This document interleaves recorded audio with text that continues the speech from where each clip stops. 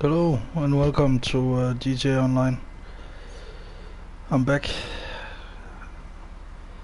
for once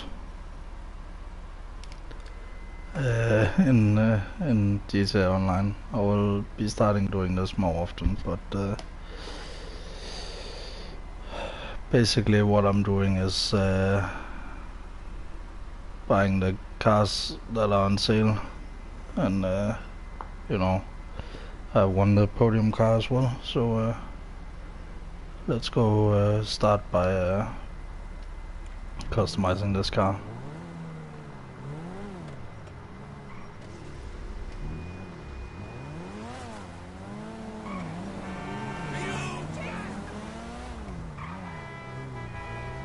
This car actually drives quite nicely. It's the weekly podium car.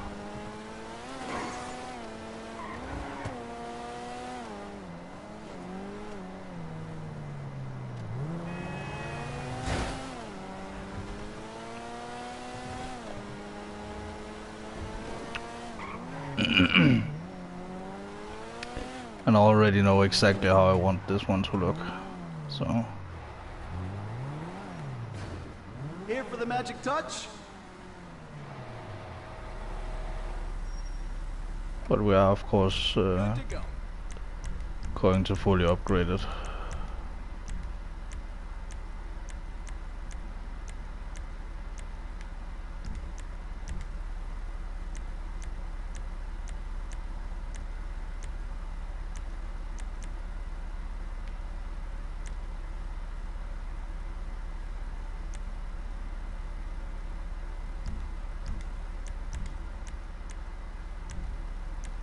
Is that street legal? Ah, who cares?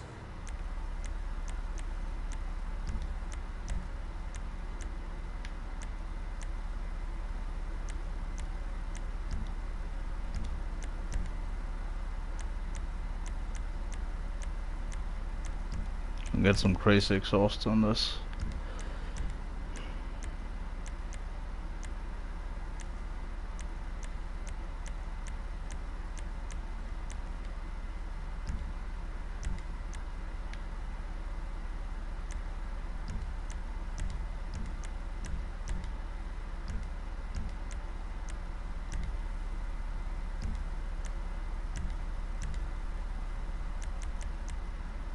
Okay, here we come to the meat of this this look.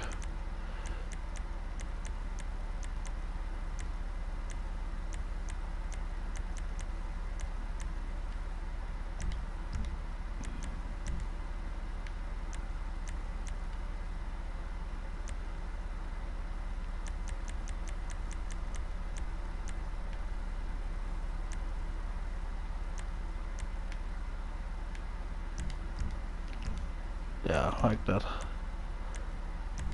And any good skirts? Nah, not really.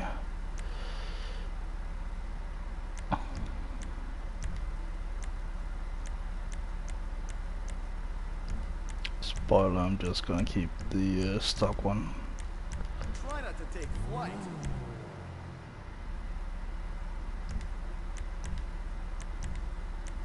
Man, you mean business.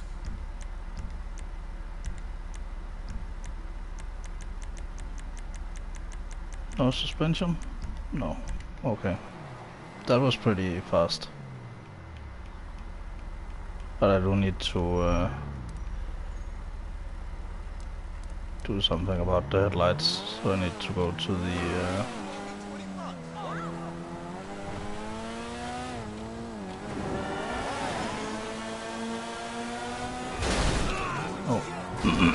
go to the car meet to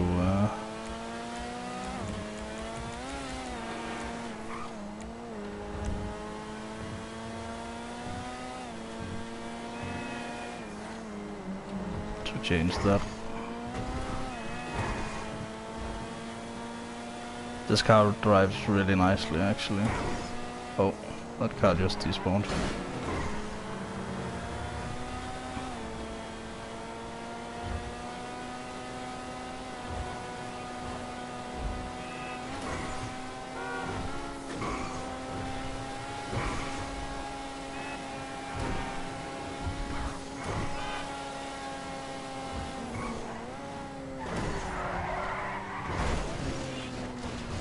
Oh, whoops.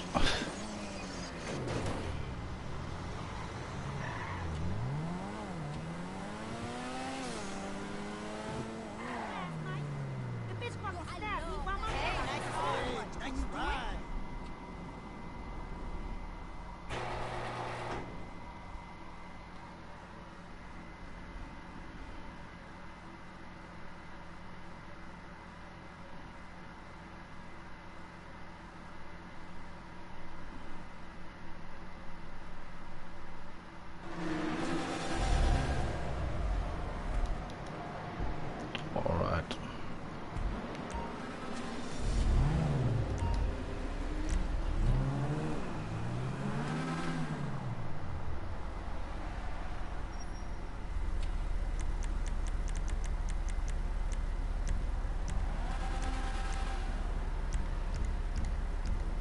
Much better.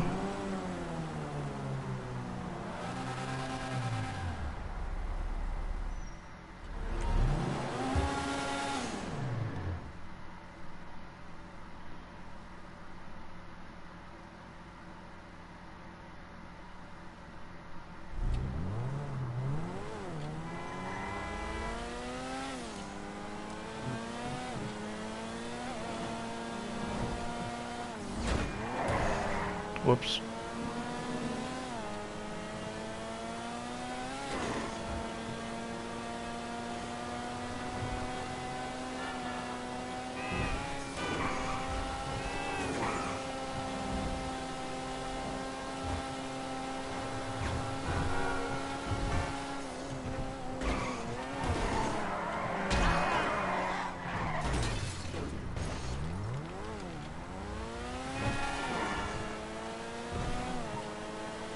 This car's so smooth. It's incredible. Oh.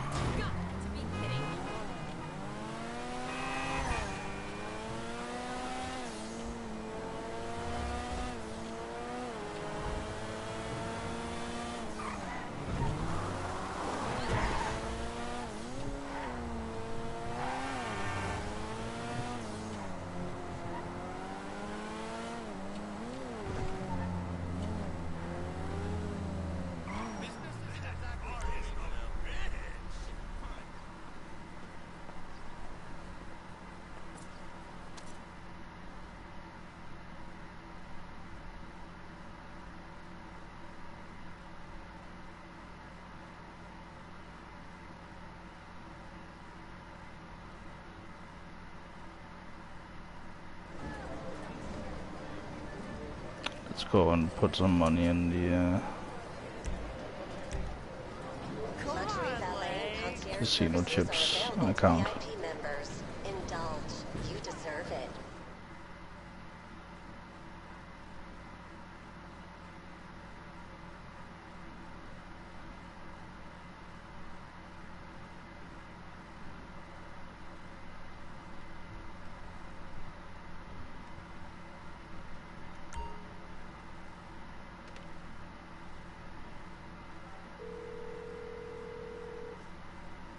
Tom Connors here. How can I help you, sir?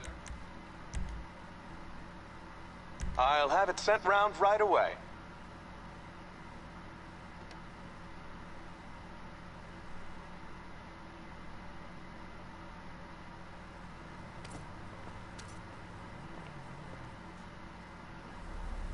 I'm gonna cash out my 401k. Let's go to the office because I have another car there that I need to customize. And this car needs to go in the garage up there as well.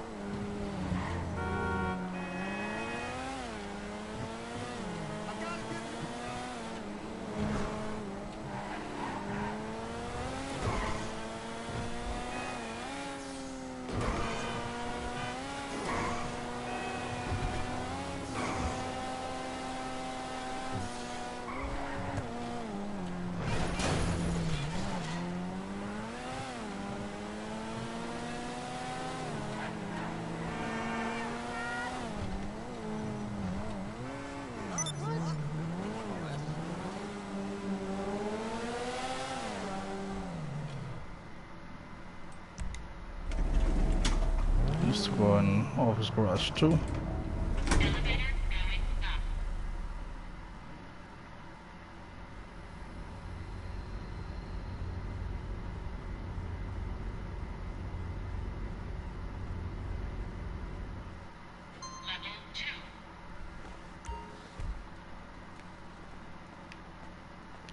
Okay, and we need to find the elegy. Oh, hey. Already have a Pegale and a Casco.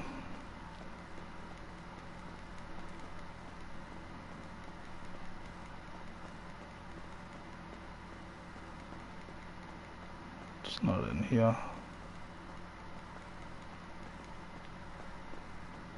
Maybe it's downstairs.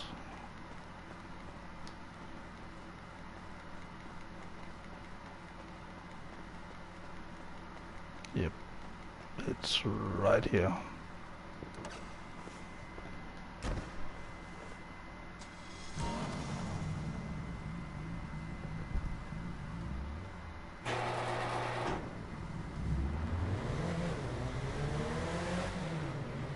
Because the Benny's upgrades on this thing is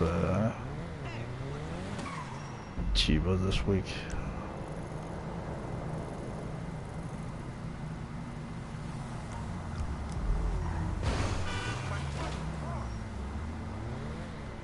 And we're gonna make this car into a very special car.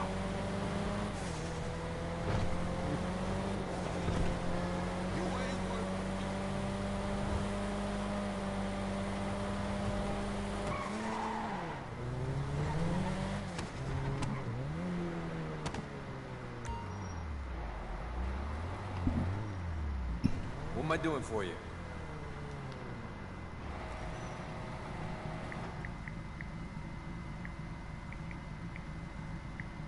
One second.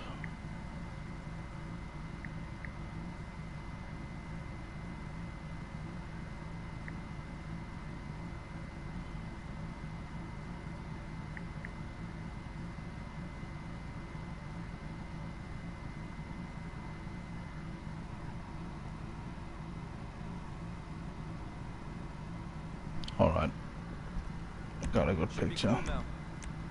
Now all you need is some enemies.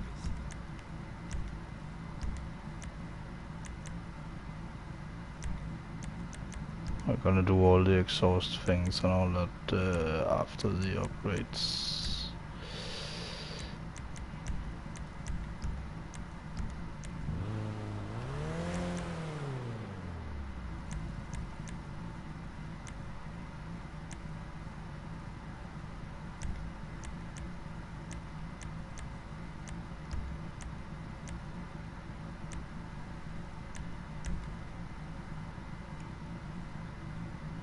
Oh yeah, you can get like custom plate holders. Oh, remove front, of course.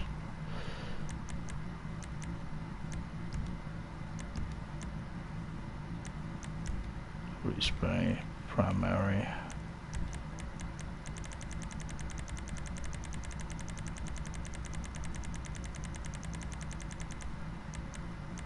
And this might just be a placeholder color.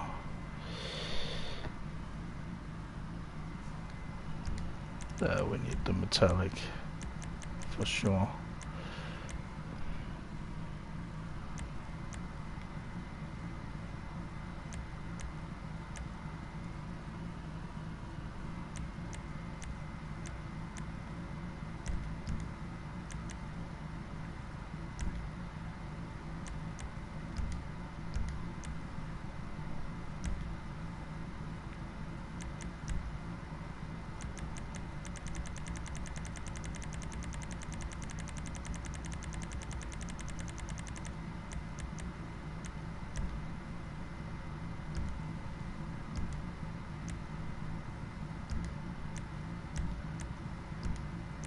Now, this.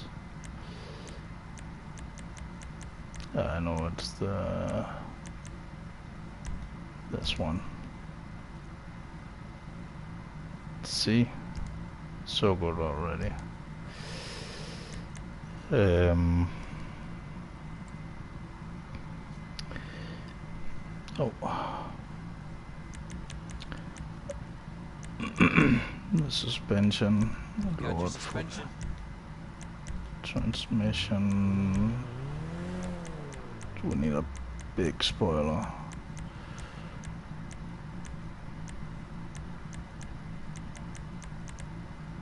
I mean, this is probably the closest to what's in the movie, but doesn't really look good, does it?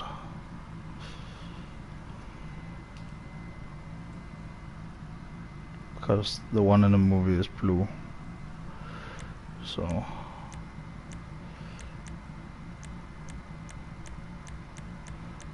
maybe that's one.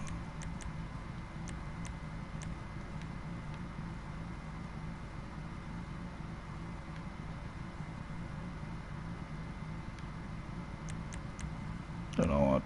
I'm gonna compromise on this. All dressed up.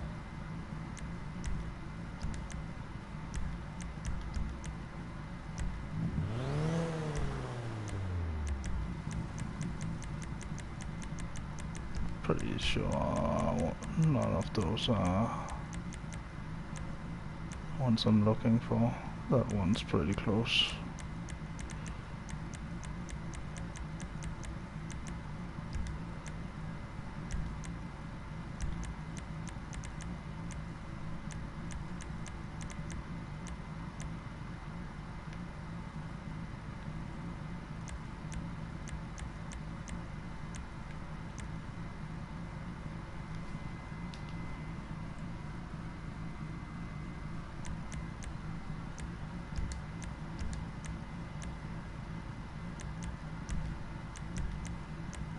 Probably need something in the sports category.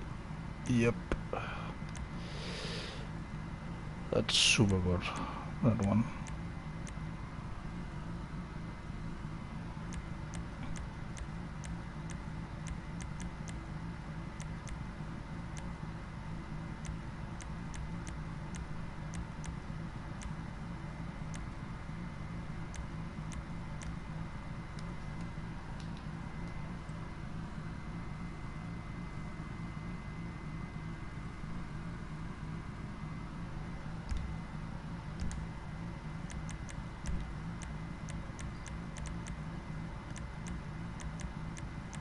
Let's see if there's something. I'm willing to spend a little extra to make this look right.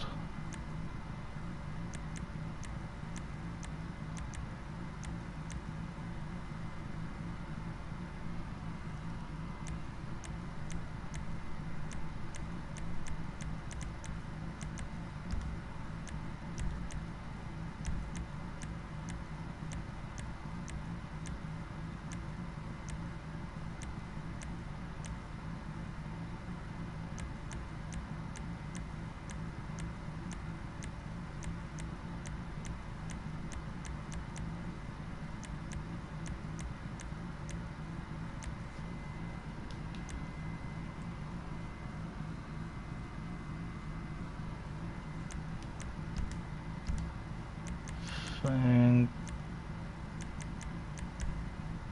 closest we were was in this category.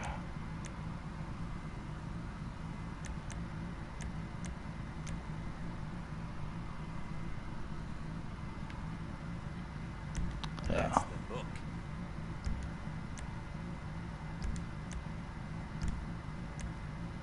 Oh, tires.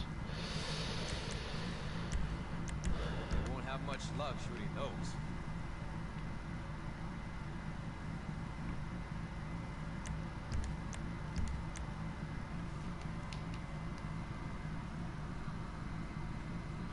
Alright, now to all the bumpers and stuff. Front bumper.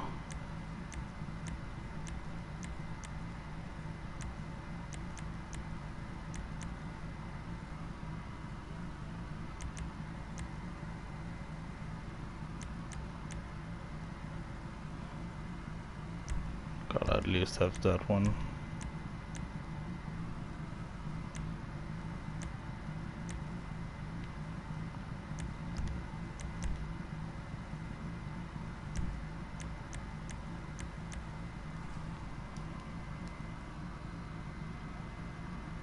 let's see, it has a...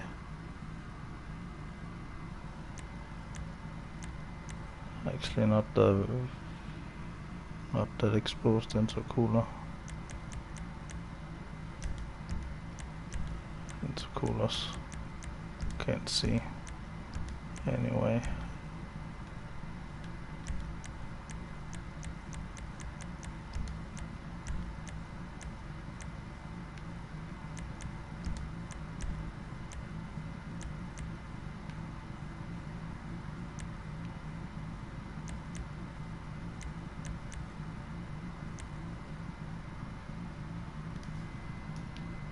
Is it like a wide angular thing? No.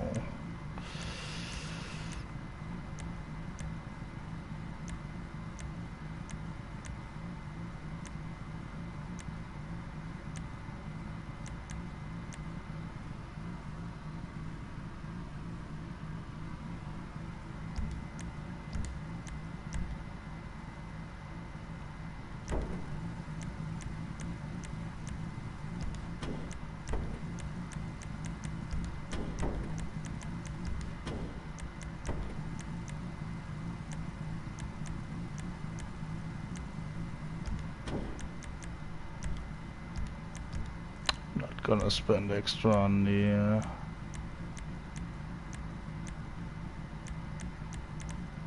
this car has like,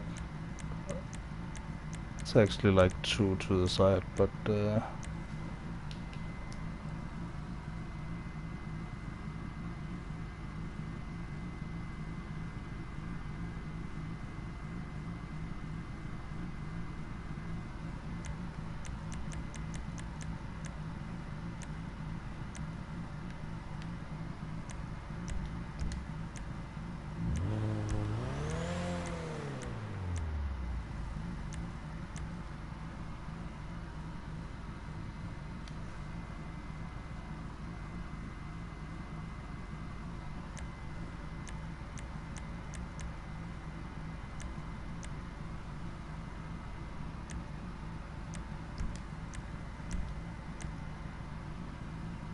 okay.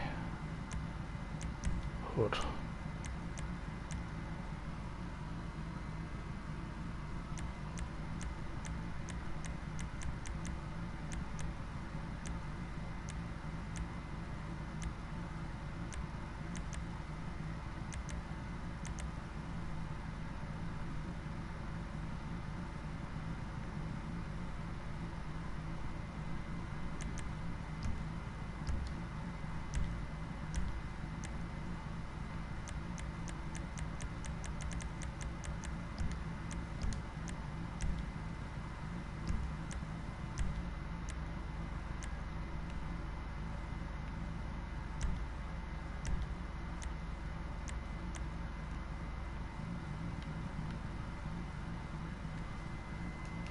Does it have a sun strip? Nope.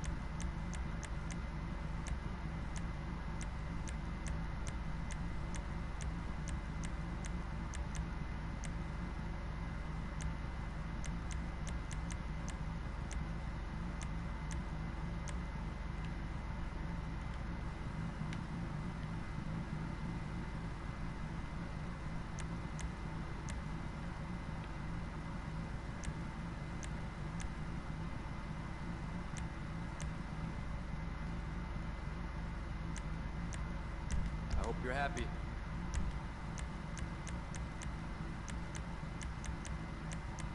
I don't need a cool ass dashboard.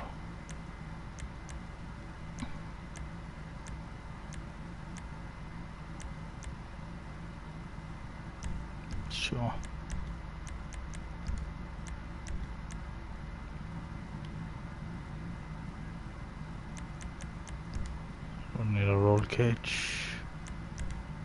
Dash.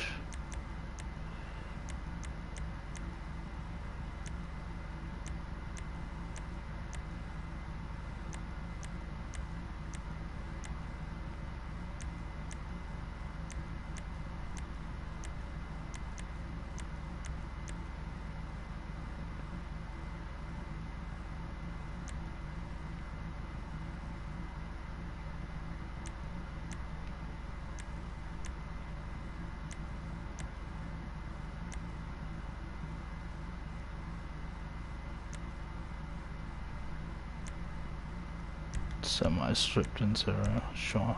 Tiles. We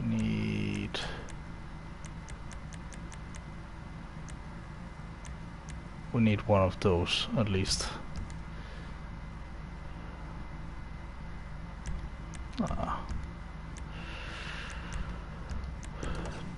Doors.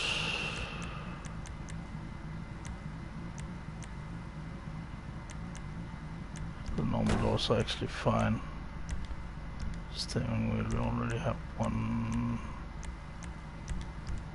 A little lighter.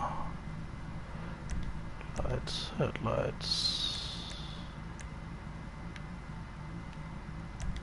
Xenon, because it's the early 2000s, sure.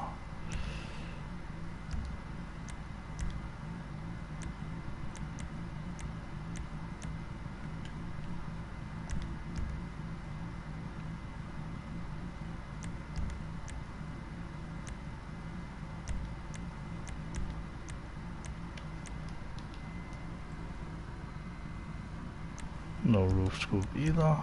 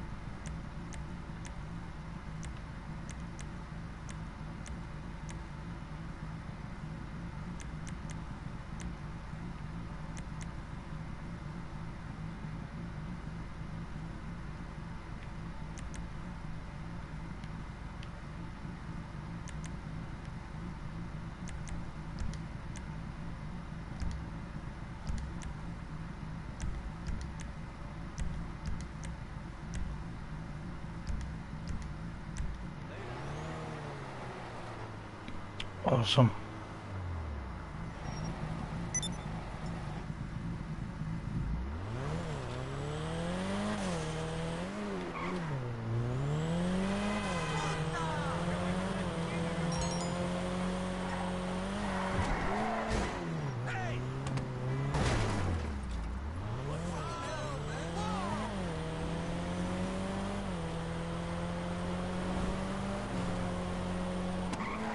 I would say that's a faithful recreation.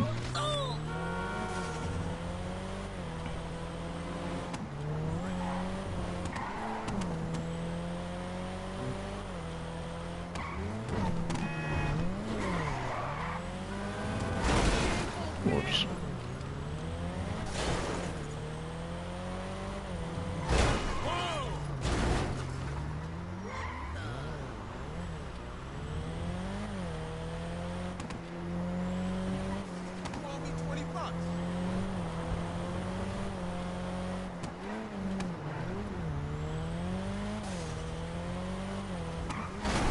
this is going in here.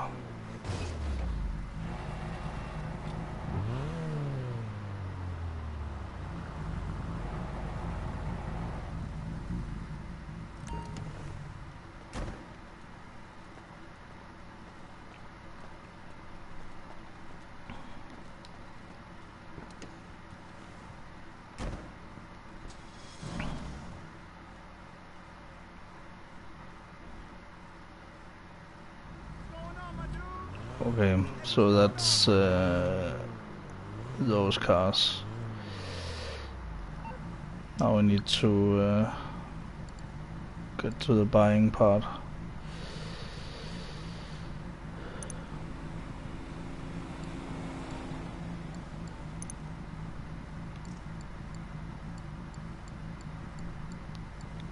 And we need to buy the Easy Sport and the Easy Classic and the Nero.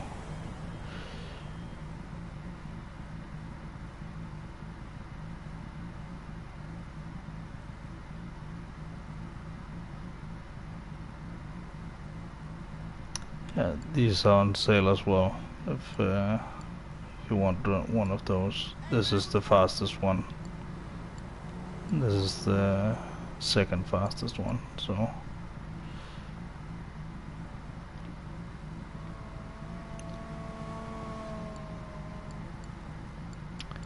but the Nero is in Benny's.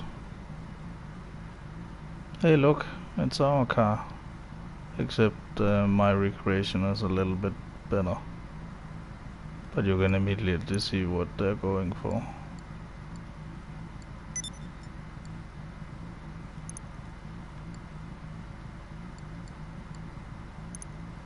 Buy one and let's buy it in white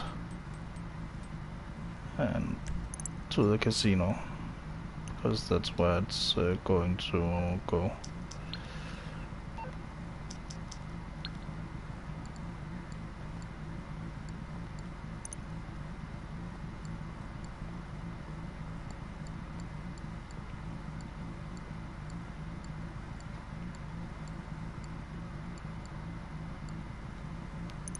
Is the Sport.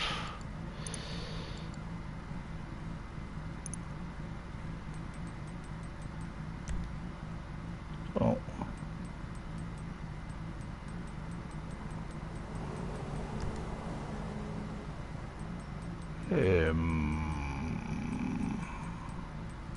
That ain't good. To the nightclub.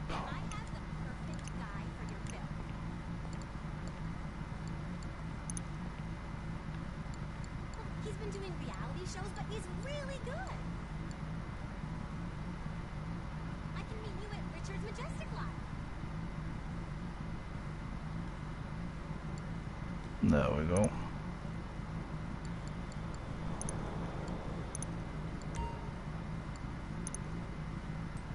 And this one we need here at Weasel Plaza.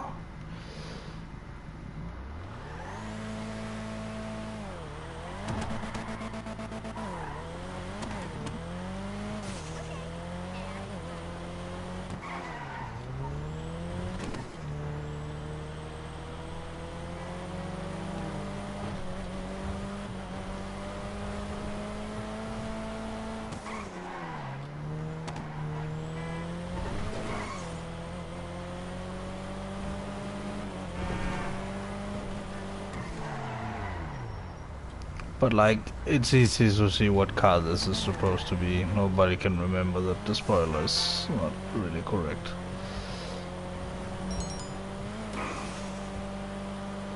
It's my new Nero. I have a special plan for that one because I already have one. And it's in the casino, you see, so...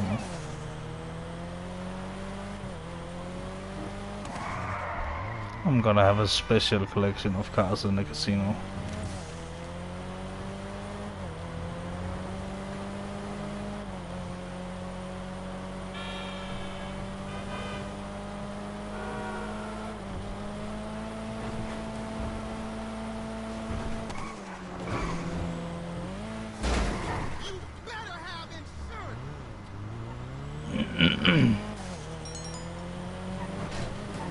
That's the easy sport.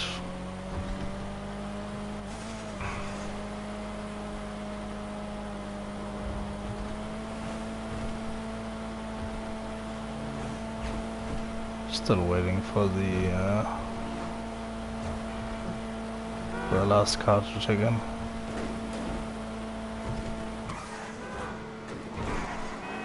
Whoa. Awesome. Let's go to Weasel Plaza.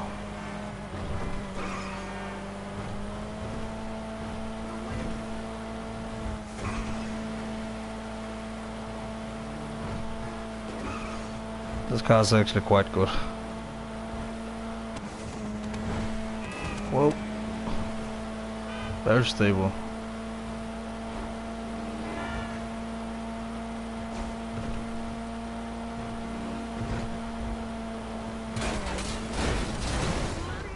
Whoops.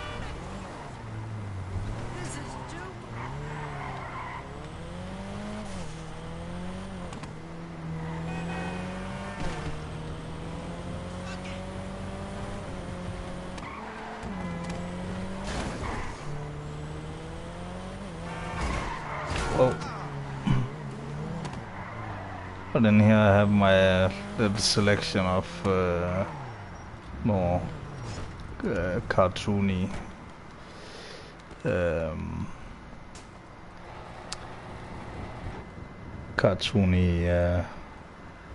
movie cars. So here we have Herbie. We have a car from a Danish movie. And we have the yeah, I can't remember what that series is. Then we have this car because it's originally yeah, it's from a movie reference that's in the game. Then we have my original take on the King from Cars. But has come a new, let's see if a better version of this car. This one you can make into imagine this, but in blue, basically. The Mark V from Speed Racer. Cruella de Vil's car, of course, is the C-Type, the mystery van. I have two of those. One that is the surfer van, which was the quote-unquote original mystery van, and then this one. Then the RC car from Toy Story. And now we're gonna take this car and turn it into, well, you can maybe guess what, since it's in this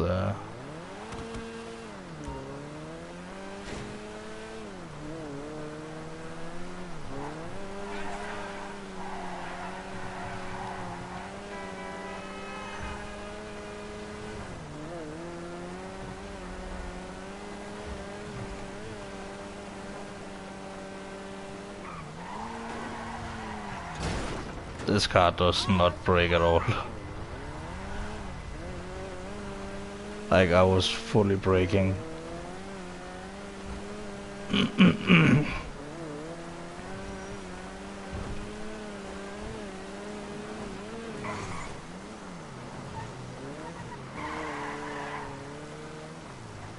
Doesn't really handle that well either, but it hasn't been upgraded at all, so that might be why. What's wrong with her now?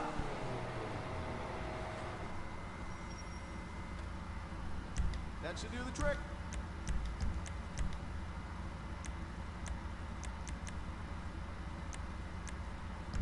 Gonna save that for 60 to 0 in like 2 seconds. what do you mean from 0 to 60 in like 2 seconds? This is a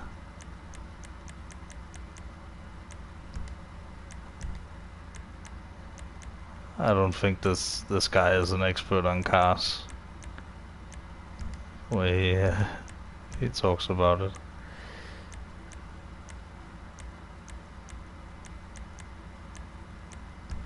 Oh, you can make like a rally version as well. Might do that. Whoa, that's some crazy exhausts. You can get it in the head, in the lights. It's pretty innovative. Fenders.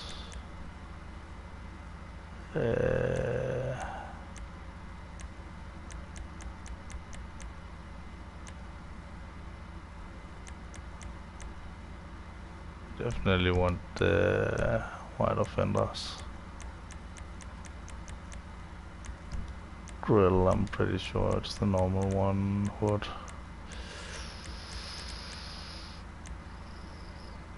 We might have to go to a carbon hood, but who knows.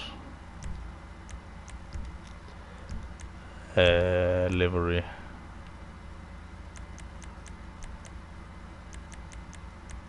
You know what, I'm gonna buy one more of these. Respray, primary color. I think it's the matte one, that's the best one, maybe. Let's try metallic. No, it's like a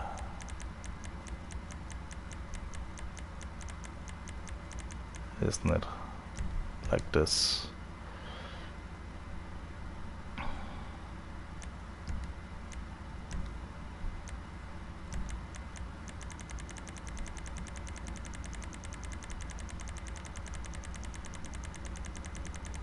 What is this affecting? If anything at all. Roof.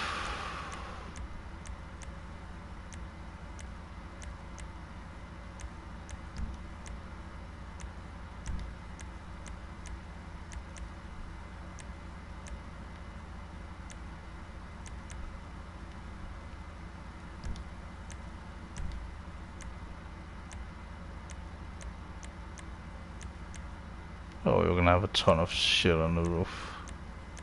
As a spoiler.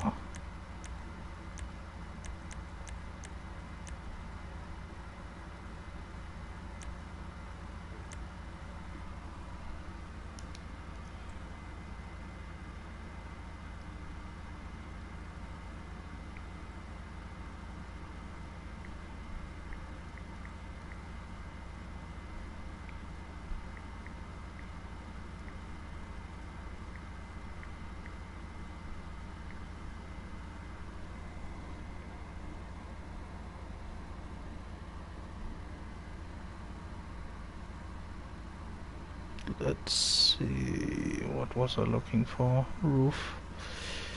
Yeah, here's nothing on the roof.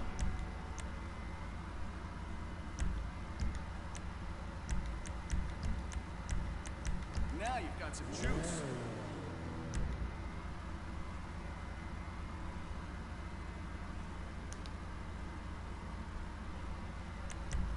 I think the lowrider has like one that is like, yes, perfect. You got great taste.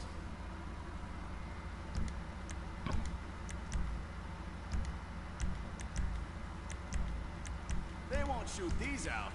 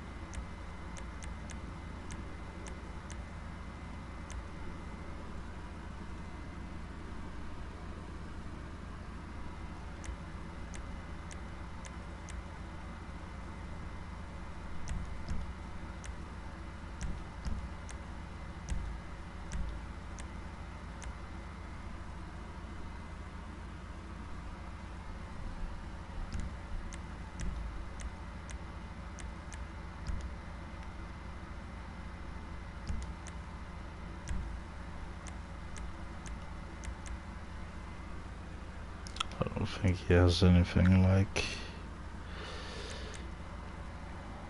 special. No, especially not like that. Engine, of course. Exhaust, quite normal. Fenders, going back to the normal ones. Grill, he actually has the open one. Hood. Oh, secondary hood. Nice. Oh. That's a beauty right there.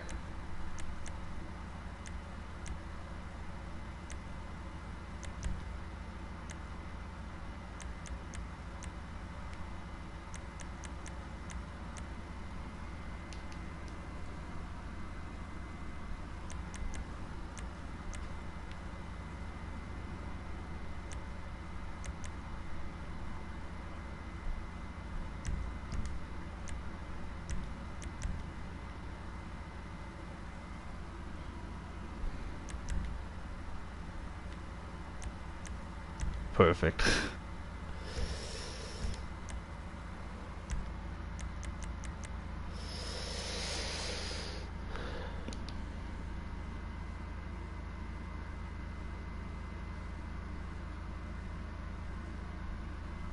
And his interior is just like black.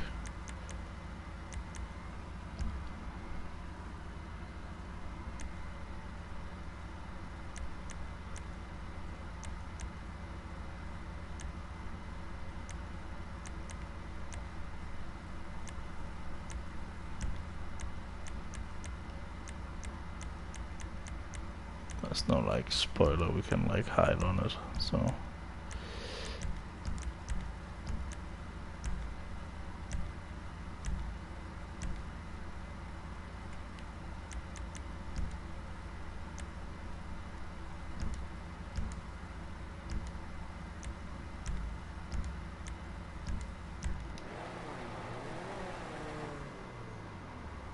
and that's Mr. Bean's car in the bank.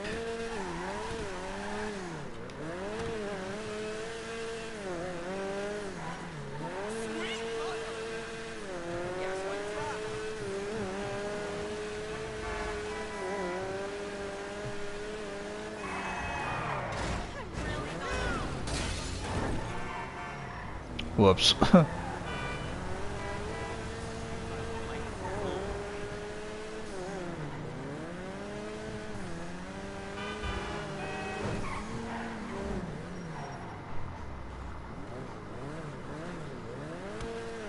Fuck it. Let it go in here.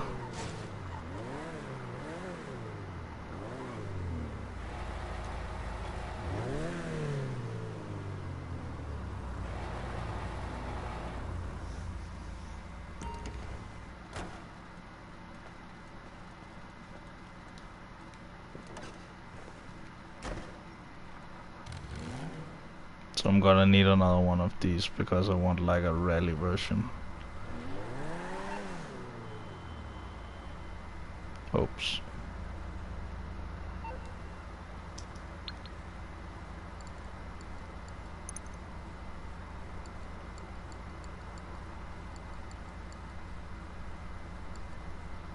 The Patriot Mill spec is still not worth it. Don't particularly want or like that car.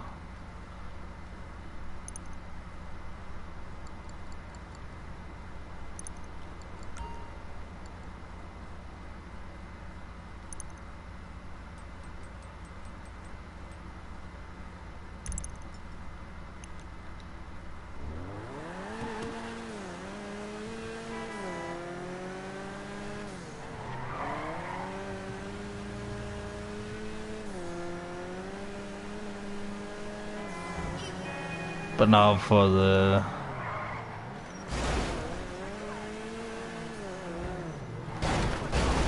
whoops. For the real meat of this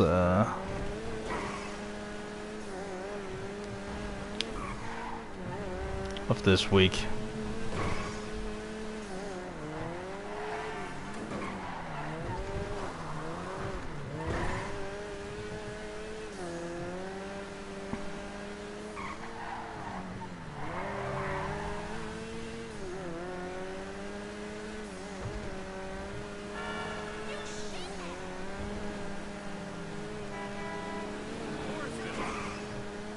Don't wanna do an assassination right now, so I'm just on a spending spree, so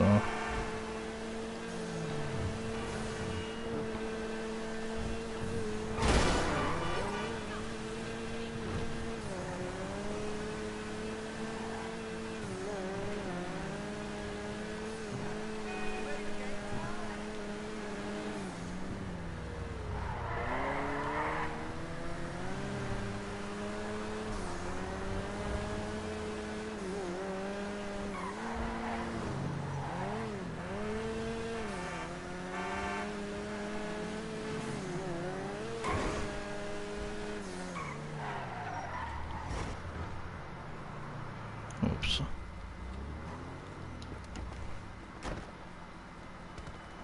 To the parking garage.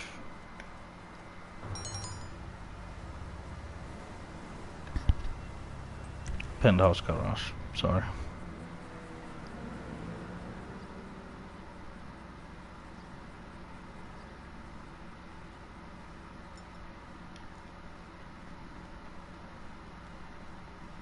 Alright.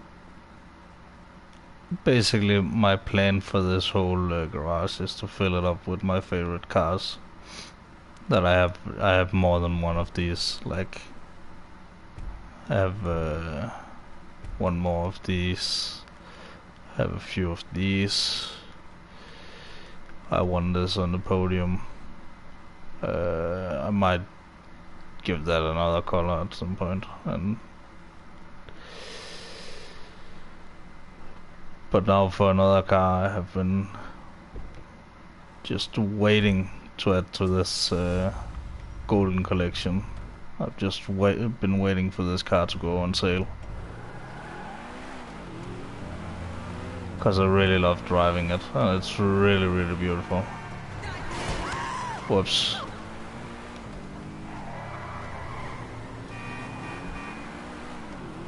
Let's go down to the car meet.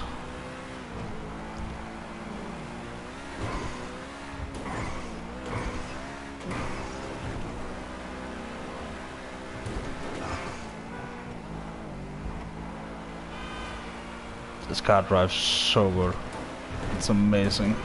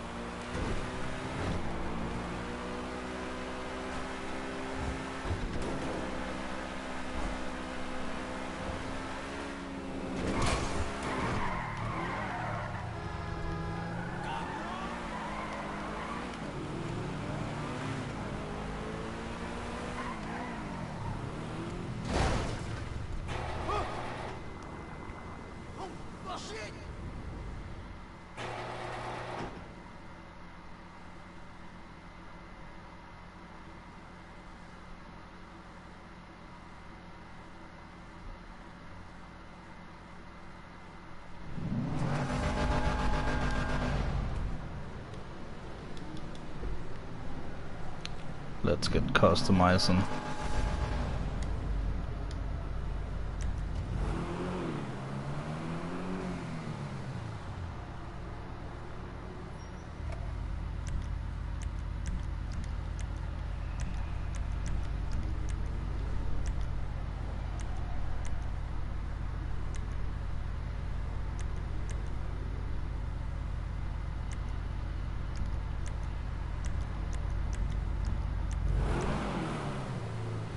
Wow, I have a really bad frame rate right now. It's insane.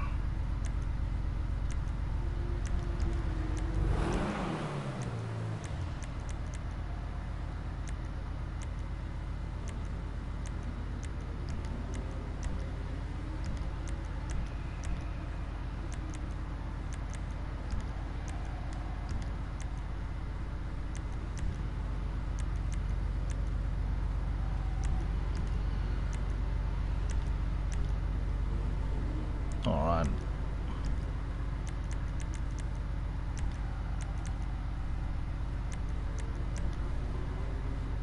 Pure gold. And then secondary.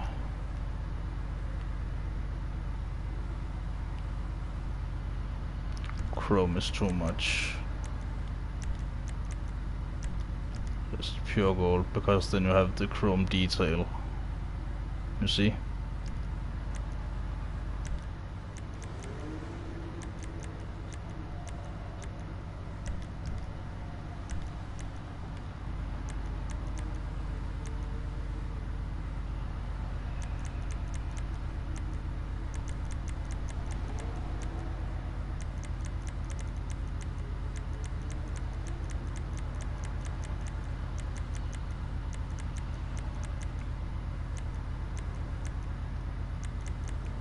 Could have like a nice brown interior.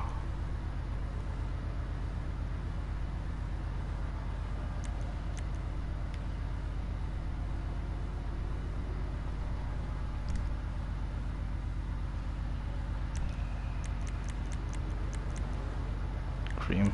Nah, that's too much. Bleach brown.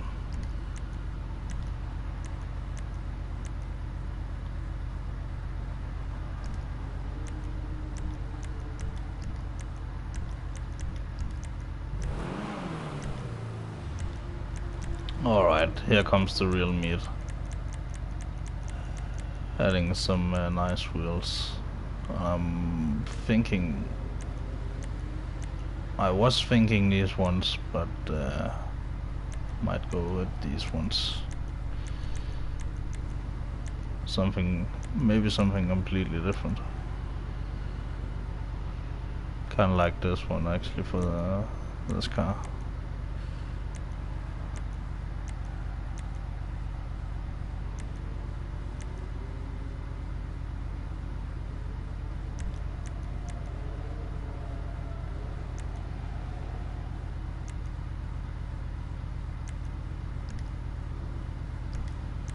Could also go like complete plebeian and do like this and white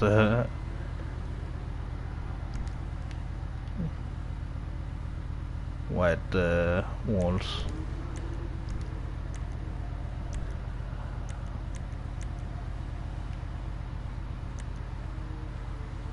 Do we want like a total blackout or not a total blackout?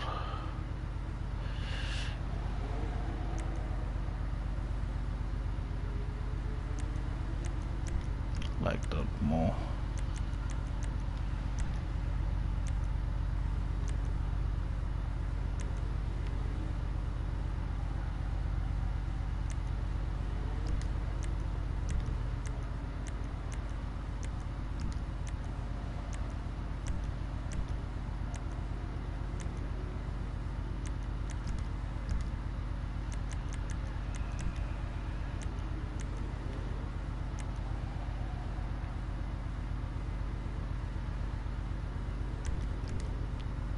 Yeah, let's give it the skirt as well.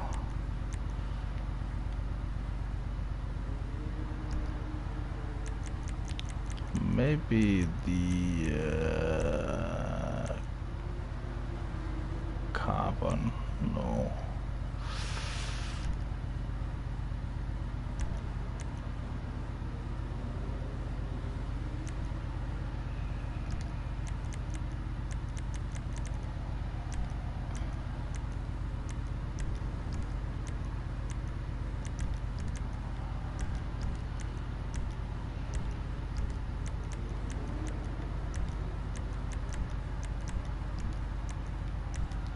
course, black tire smoke.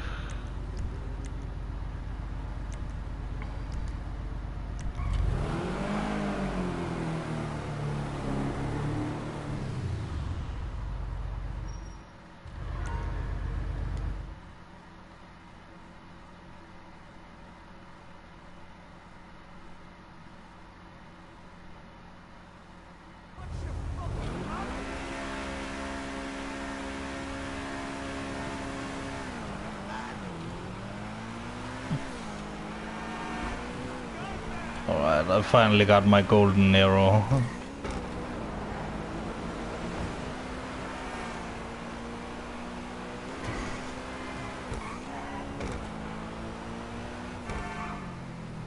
I'm gonna change the exhaust to the carbon thing instead though.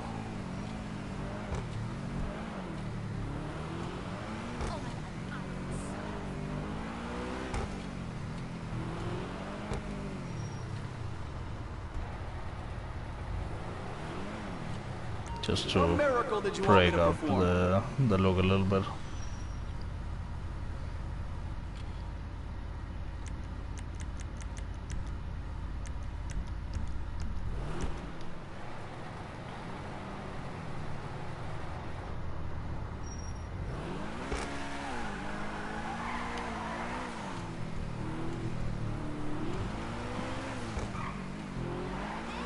Hit me up on life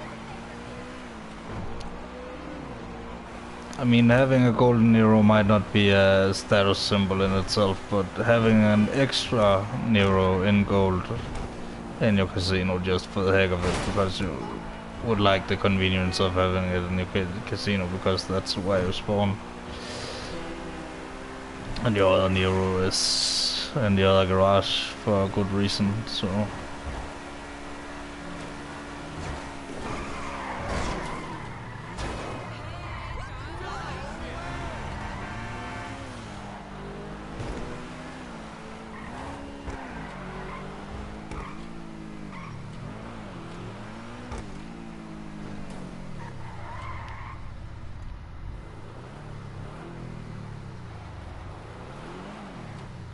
What's wrong with her now?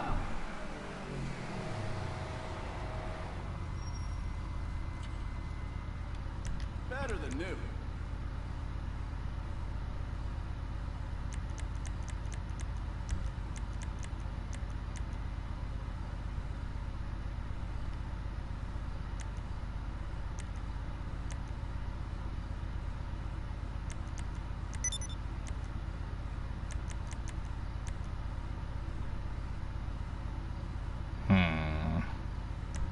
Sure, custom plate. We can't change it, but now it's on there.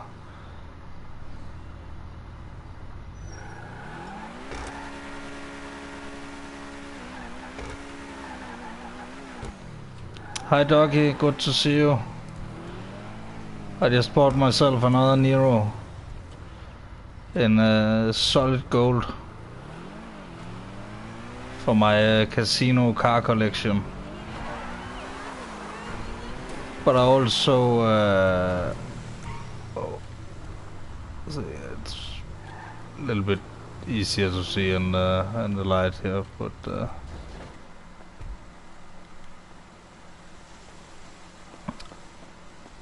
like I said before, having a golden Nero is probably not a gold status symbol in itself, but having an extra golden Nero just for the heck of it, because you would like one, is might be a little bit more of a status symbol. But I made 2 other cars as well. One that has gone in this garage.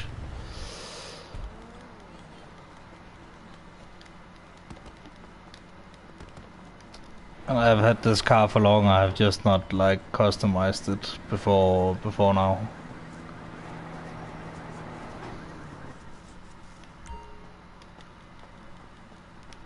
This one, the Fast and Furious Nissan Skyline, and then I have the A-Team van in here. I have had that for a long time. but that's not the interesting movie car collection. Interesting movie cars are on the other side of the street.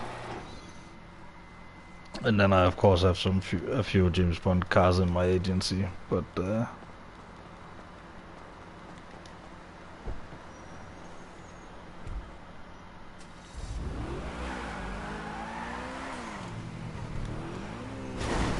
whoops.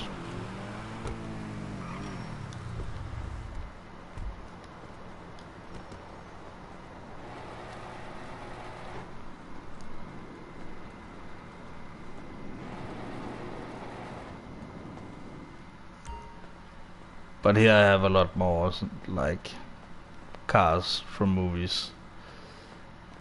Like this one from the movie Cars, the King, but there's a better version of this car now, like a real race car version. We have Herbie, and then we have the car from Initial D, the Mach 5, Cruella de Vil's car. You sadly can't make like the black and the red split probably because it's a metallic color, so it like goes into each other. It should be like completely split off into black. And then the RC car from Toy Story, the Mystery Machine, and this car that I customized today, because the Izzy Classic is on sale. So I made this car as well, which is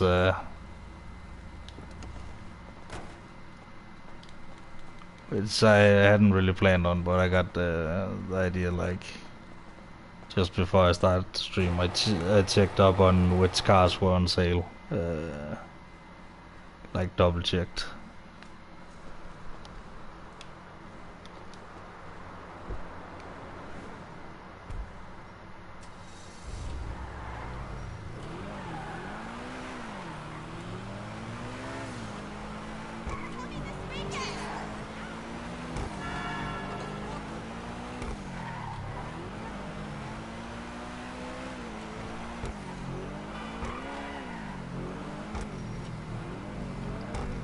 Hi, Golden Spotlet.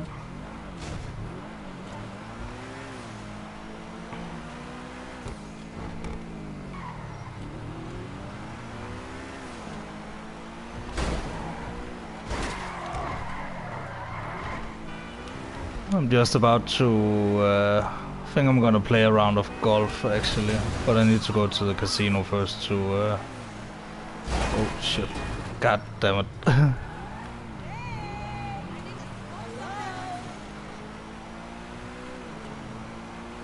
I just bought this Nero, and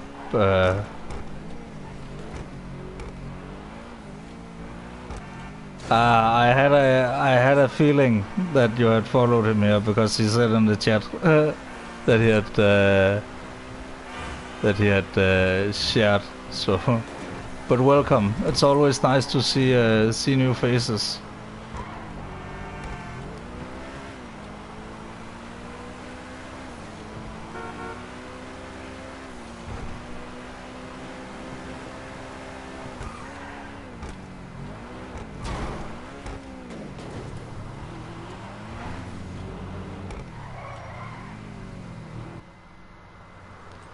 But this is my my casino car collection.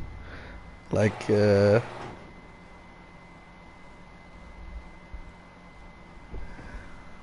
all my favorite cars, but painted in gold.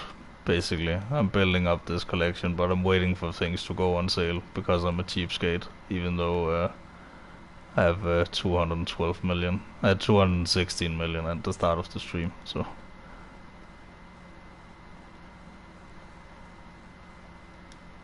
This car is like from way back. Like this car specifically I have had since probably 2015. This specific car.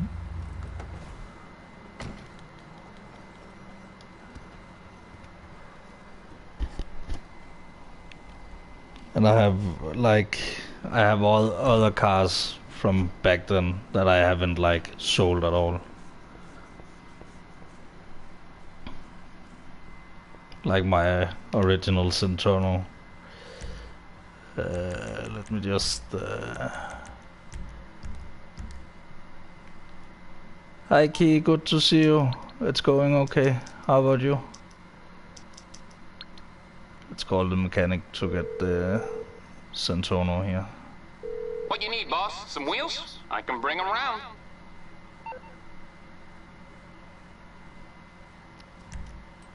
Let's get the... That's my Centurno. It's right It's on the there. way.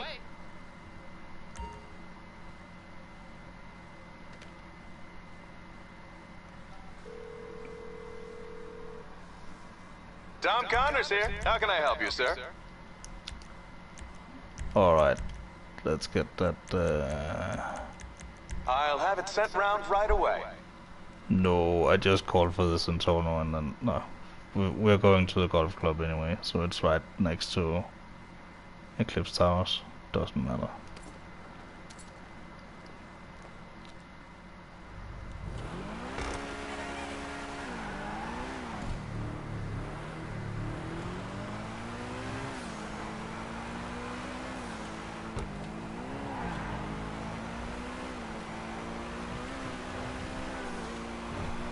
But this is my...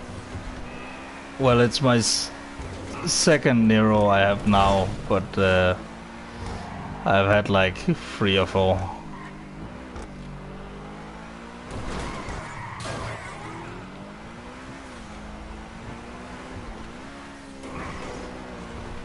Let's get the good one.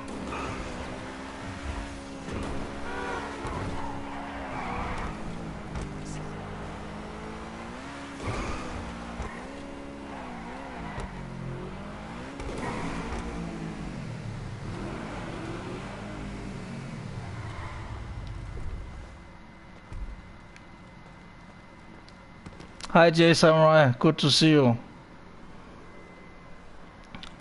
Always nice to see new faces. I recognize the name from... I probably recognize Golden Spotlet from another chat somewhere as well. Like, we go far and wide in this community, so...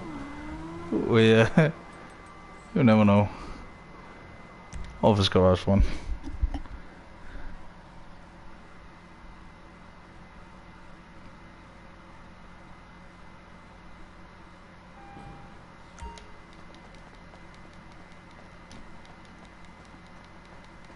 But this is the beautiful, beautiful Nero in blue. Has this very nice deep blue color. You can see it. It's almost like completely black in the dark. But when you get the light on it, it completely lights up. I really love this color, especially on this car. It reflects so well.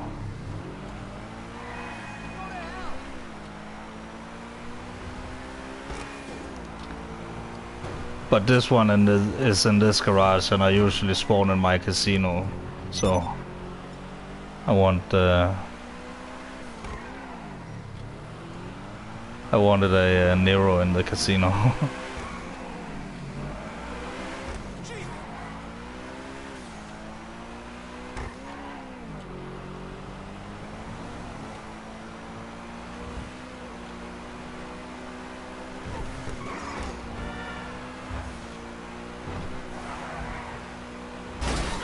Whoops, looked at the minimap.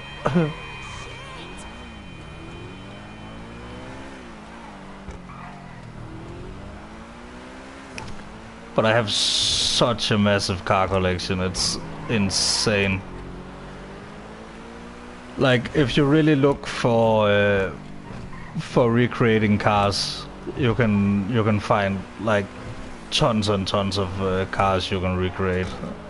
Both from motorsport and from movies and...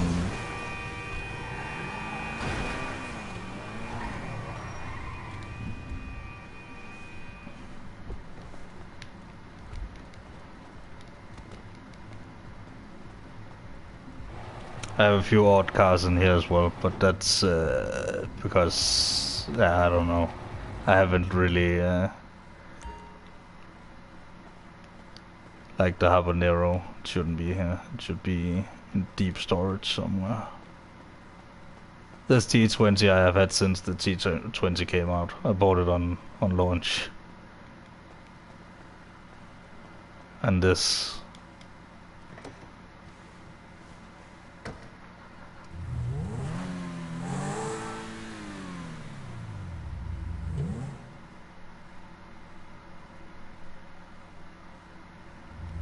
My very, very first Centono. And my very only Centono.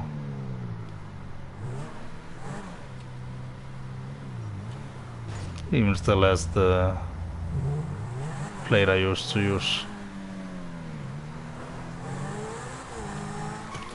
And the Centono is incredibly cheap as well, so it's only 700,000. When it's on sale, it's unbeatable, completely unbeatable, you know, on price. Can't really follow the top tier cars anymore, but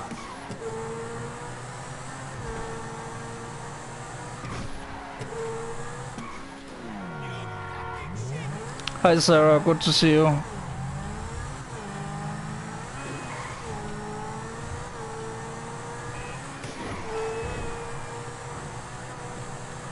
The Centono is such a nice car. I mean, a lot of the cars are really nice, especially from the like earlier DLCs, but pretty much from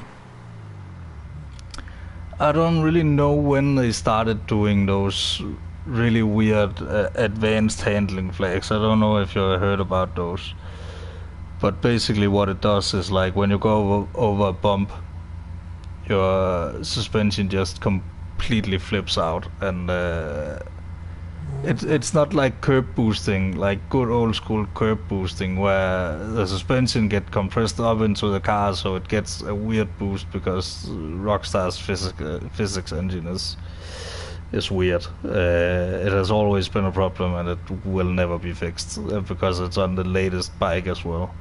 Like, it's so fast when you wheelie on it. Man, this car's such a blast from the past. That's insane.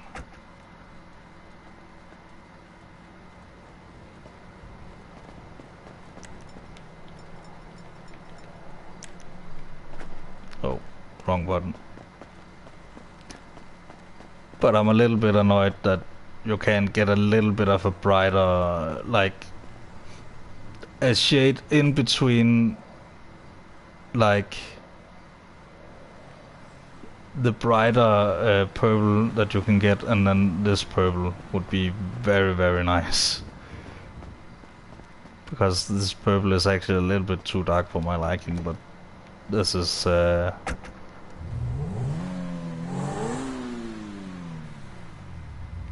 simply how the car looks and have looked since I got done tweaking the colors back in, I don't know, 2015 or something.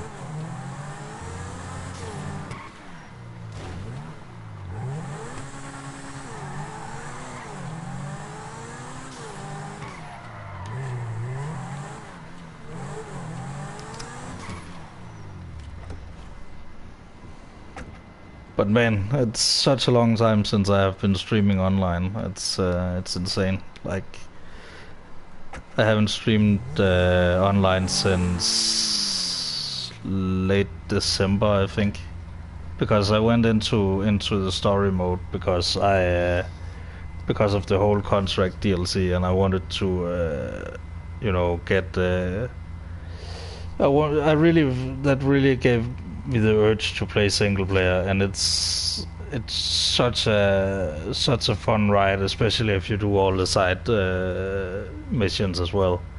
Like, you get a much much better picture of like who these characters are and what they're doing and how they react to certain situations. The only thing I regret a little bit is that I didn't take the money from the Epsilon program, but I didn't know you could do that. I haven't played through the story to that extent before, so I could have used someone like Sarah or Key to maybe Ducky if you knew about it.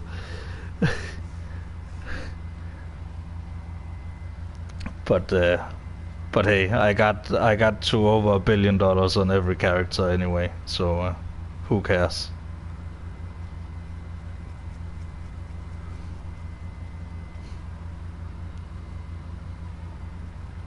It's but it was such a blast, like especially taking down the big one. What do you call it? The Union Depository. I like to call it the Union Suppository, but that's just me. Alright, Ducky. See you later. Have a good day. 1 second and I'll get into this golf. I just need to smoke, as we do on this stream sometimes.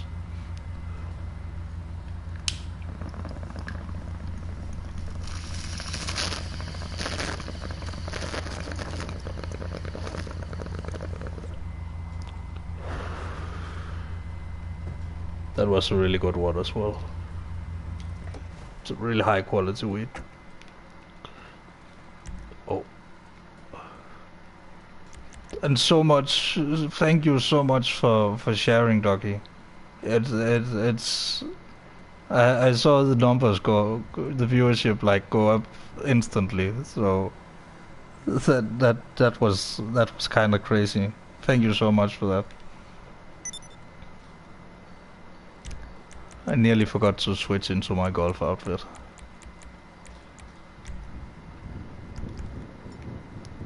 It's not like the new ones, but it's who needs gloves?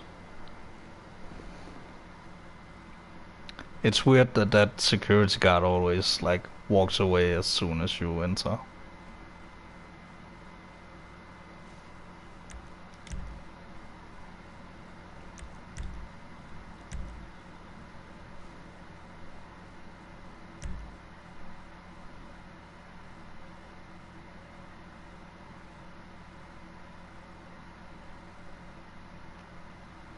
The main reason I played through story was because I have never played through it the whole way before.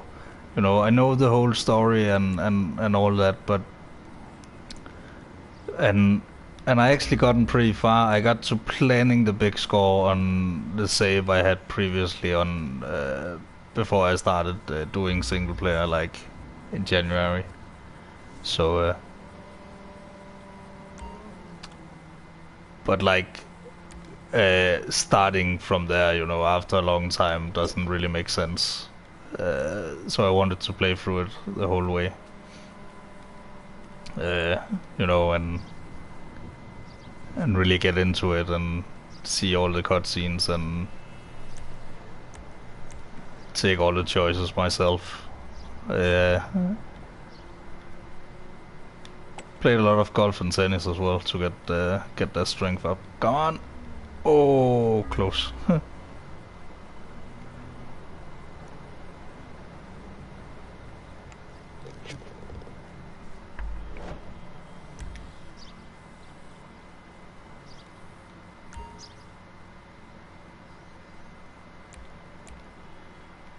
This hole is such a bitch.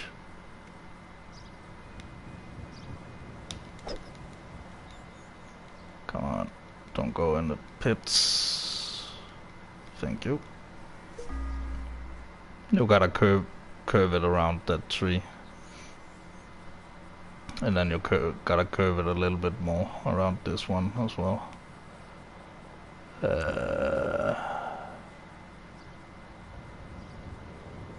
We can do like that.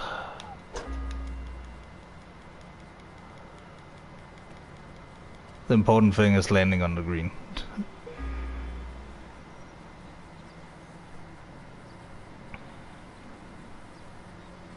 This is a long one. Oi!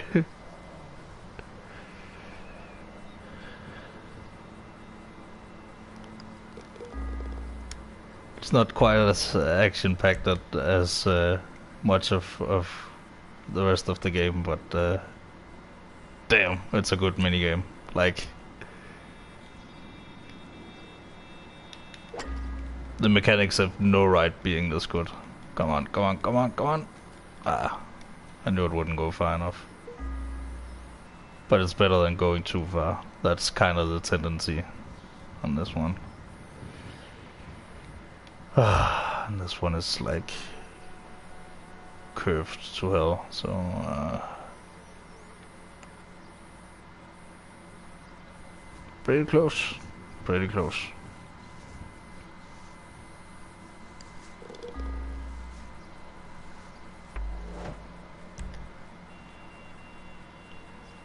This is the best one. You don't want to start it with the normal. Like, you want to switch to the driver, and then you want to switch to a power shot, and then you just wanna... Oh shit. Completely scuffed it. But you can get it all the way down to the green in one shot.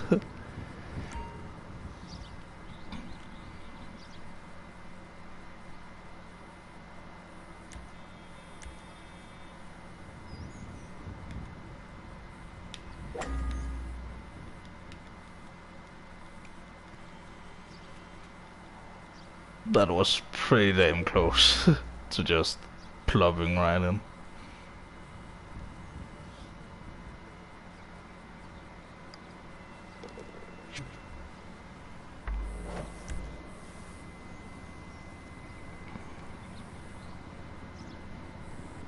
And here you want to aim like right there or something.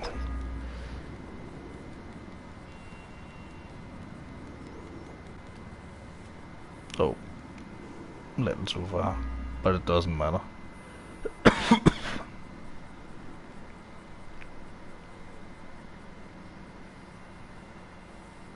Okay, this is a little bit tricky because the wind is very, very strong. Oi, oi, oi! Ah, damn it.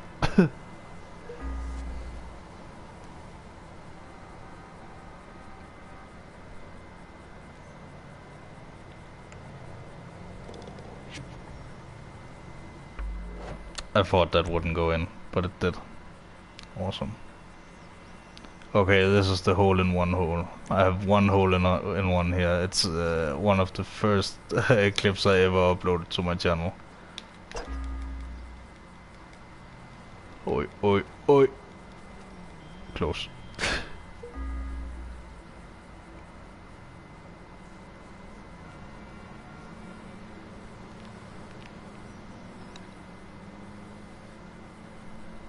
Just a little too little.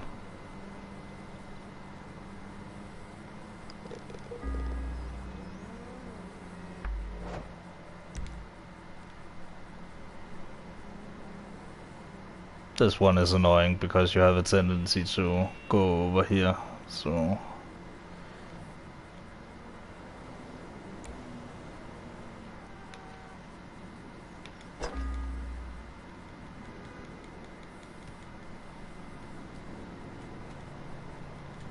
But you can, if you're really cheeky, you can like really bounce off that footpath.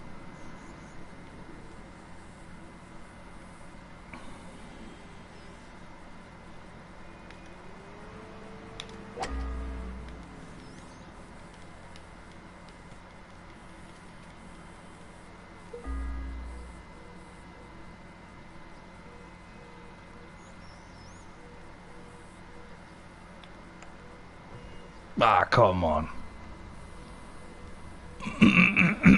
I hate the greens sometimes.